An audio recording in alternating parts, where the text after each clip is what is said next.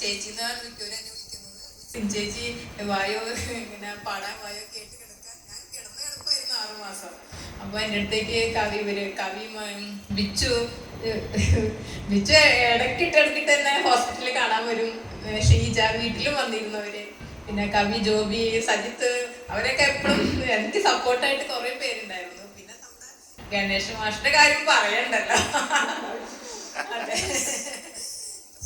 എല്ലാവരും നമ്മുടെ സുവിൻ, പിന്നെ പോയവരും മഹേഷേട്ടനായാലും സുനീഷ്, കുറെ പേരുണ്ട് കേട്ടോ. പേരൊക്കെ മറന്നു പോണു. സിയാമോൻ, എല്ലാവരും നമ്മളെ വിളിച്ചിട്ട് ചേച്ചി അങ്ങനെ കിടന്ന് വിഷമിക്കരുത്, എന്റെ ചില വാക്കുകളൊക്കെ കേൾക്കുമ്പോൾ അവർ പറയും അങ്ങനെയൊന്നും ഉഷാറാവണം, ചേച്ചി എഴുന്നേറ്റ് നടക്കുന്ന ഉറപ്പ് പറഞ്ഞിട്ട് എന്നെ എപ്പോഴും പാട്ടൊക്കെ എഴുതിച്ച് സപ്പോർട്ട് ചെയ്ത് നിന്ന എന്റെ പാട്ടൊക്കെ ഞാൻ ഒരിക്കലും മറക്കില്ല. അപ്പൊ എവിടെ പരിപാടി ഉണ്ടെങ്കിലും ഞാൻ ആദ്യം തന്നെ ഓടിയെത്താൻ നോക്കാറുണ്ട്. ഞാൻ അതിനൊരു പേര് പറയും, ഞാൻ എന്നിട്ടോന്ന് പറയും, ഞാനും എന്റെ കവിയാണ്, ഞങ്ങൾ രണ്ടാണ് ഏറ്റവും മെയിനായിട്ട് വരുന്ന ഉറപ്പ് പറയുന്നത്.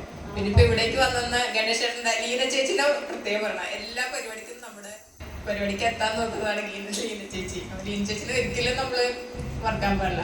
പിന്നെ നമ്മുടെ പറയണ്ടല്ലോ, വയ്യാതെ നടുവേദന എടുത്തിരിക്കുന്ന ആളാണ് എഴുന്നേറ്റ് വന്നിരിക്കുന്നത്.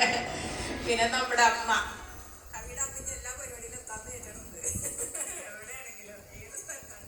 ശ്രീജിത്തേട്ടാ മറന്നിട്ടില്ല, നമുക്ക് എപ്പോഴും സപ്പോർട്ടായിട്ട് ഡാൻസും പാട്ടും ഒക്കെ ഒരു ഇതാണ്.